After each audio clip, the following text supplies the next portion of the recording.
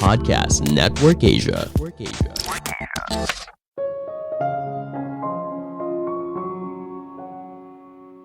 Ide brilian tidak muncul dalam sekejap. Banyak ide penting lahir dari pemikiran yang panjang hingga muncul satu momen eureka yang mengubah segalanya. Halo semuanya, nama saya Michael. Selamat datang di podcast saya, Sikutu Buku. Kali ini saya akan bahas dari mana sih ide hebat berasal. Ini merupakan rangkuman dari video TED Talk Steven Johnson yang berjudul Where Good Ideas Come From dan diolah dari berbagai sumber. Jika bicara soal ide, banyak sekali mitos yang beredar. Yang paling umum adalah Eureka Moment. Kita seringkali membayangkan ide brilian merupakan sesuatu yang tiba-tiba muncul di kepala orang yang terpilih. Padahal kenyataannya tidak begitu. Ide brilian tidak muncul begitu saja. Tapi ide tersebut sudah dipikirkan dalam waktu yang lama, namun belum berbentuk sempurna. Barulah di suatu momen, ide itu memiliki wujud yang utuh. Nah, sayangnya, hal ini malah membuat kita jadi salah kaprah. Kita menganggap ide brilian hanya bisa muncul dengan cara seperti itu. Ini baru satu, banyak lagi mitos soal dari mana ide hebat berasal. Saya akan membahasnya satu persatu di video ini. Sebelum kita mulai, buat kalian yang mau support podcast ini agar terus berkarya, caranya gampang banget. Kalian cukup klik follow. Dukungan kalian membantu banget supaya kita bisa rutin posting dan bersama-sama belajar di podcast ini.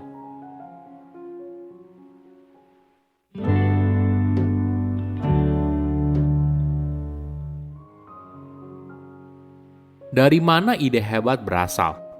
Singkatnya, berasal dari kedai kopi. Ada fakta yang menarik. Apakah kamu tahu kalau kedai kopi di Inggris memiliki peran penting dalam mendukung inovasi selama 500 tahun pada abad ke-16? Sejarahnya gini, sebelum kopi dan teh menjadi bagian dari budaya orang Inggris, yang mereka minum adalah minuman beralkohol. Jadi, mereka minum sedikit bir di pagi hari, sedikit anggur di siang hari, dan di penghujung hari sedikit bir dan anggur. Itu merupakan pilihan yang lebih sehat, karena saat itu air justru tidak sehat dan higienis. Budaya ini berlangsung terus-menerus, hingga akhirnya peradaban manusia berkembang dan mulailah masuk budaya kopi dan teh. Hal ini lalu mendorong pergeseran di masyarakat. Orang Inggris mulai terbiasa mengkonsumsi teh dan kopi sehari-hari. Alhasil mereka jadi punya ide yang lebih baik. Otak mereka lebih tajam dan lebih awas. Di sisi lain, bentuk bangunan kedai kopi justru memegang peranan yang penting. Kedai kopi menjadi tempat banyak orang berkumpul dari berbagai latar belakang, berbagai keahlian, dan lalu berdiskusi. Ketika ide yang satu bertemu dengan ide yang lain, itulah yang akhirnya melahirkan sebuah inovasi. Ini tentunya melawan persepsi pada umumnya. Ketika kita melihat seorang ilmuwan dengan jas lab-nya, lalu ketika mereka sedang melakukan percobaan, tiba-tiba saja ide brilian muncul. Menariknya, di dunia nyata, ide besar tidak terjadi saat peneliti sendirian di depan mikroskop. Ide itu terjadi di meja konferensi saat rapat mingguan, di mana setiap orang berkumpul dan membagikan data dan penemuan terbaru mereka. Seringkali mereka juga membagikan kesalahan yang mereka perbuat, error atau kesulitan yang mereka hadapi. Lingkungan inilah yang akhirnya mampu menelurkan sebuah inovasi besar.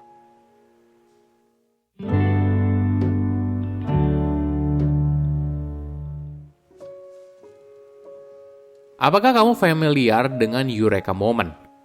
Jika bicara soal inovasi, kita seringkali menganggap sebuah ide brilian terjadi begitu saja.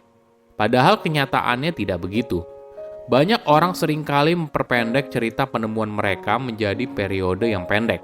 Mereka ingin menceritakan soal momen Eurekanya, di mana mereka sedang merenung, tiba-tiba saja mendapat ilham atas sebuah ide yang besar.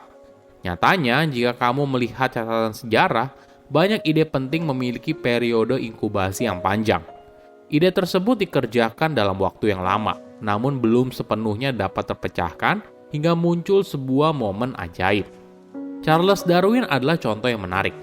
Dalam autobiografinya, Darwin menceritakan kalau ide soal seleksi alam seperti momen Eureka pada umumnya. Saat itu, bulan Oktober 1838. Darwin sedang membaca buku soal populasi karya pakar demografi Inggris dan ekonom politik terkenal bernama Thomas Malthus.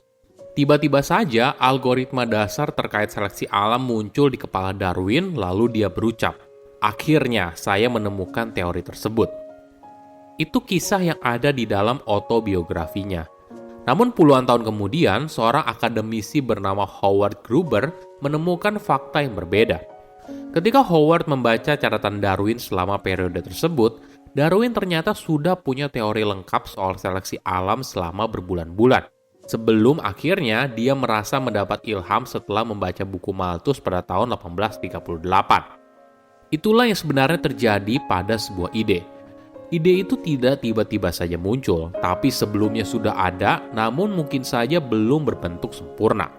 Hingga suatu momen muncul dan dianggap sebagai momen eureka.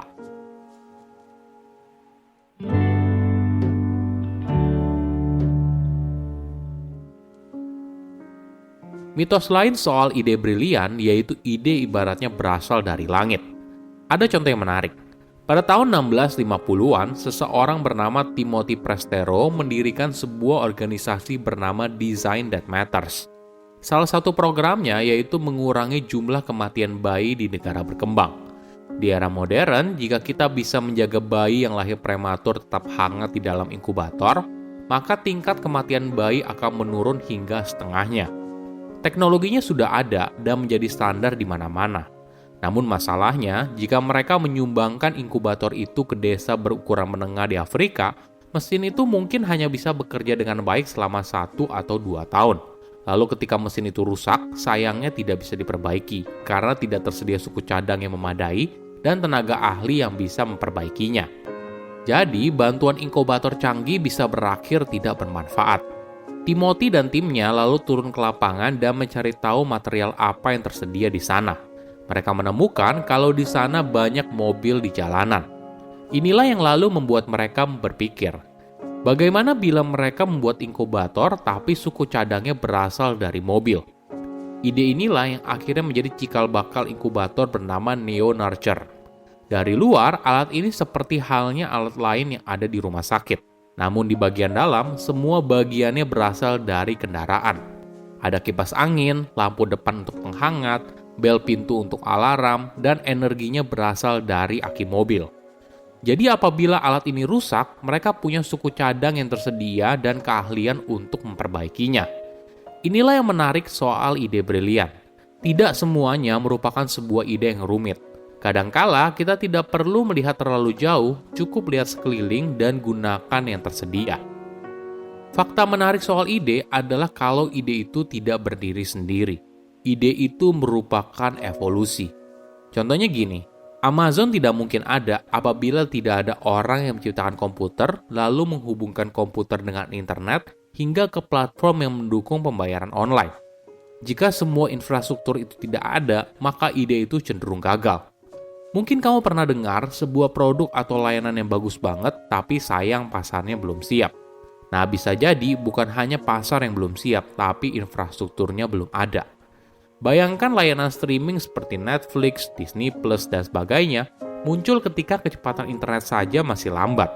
Tentunya hal ini menjadi penghambat kan? Atau mungkin saja mereka bisa gagal sebelum berkembang. Jadi, agar sebuah ide bisa lahir, tumbuh, dan berkembang, perlu ada inovasi sebelumnya yang jadi batu pijakan. Saya undur diri, jangan lupa follow podcast Sikutu Buku. Bye-bye.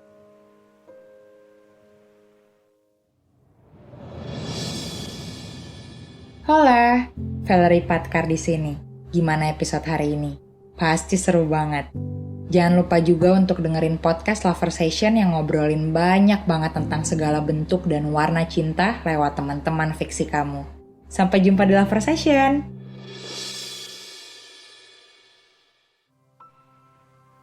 Pandangan dan opini yang disampaikan oleh kreator podcast, host, dan tamu tidak mencerminkan kebijakan resmi dan bagian dari podcast Network Asia.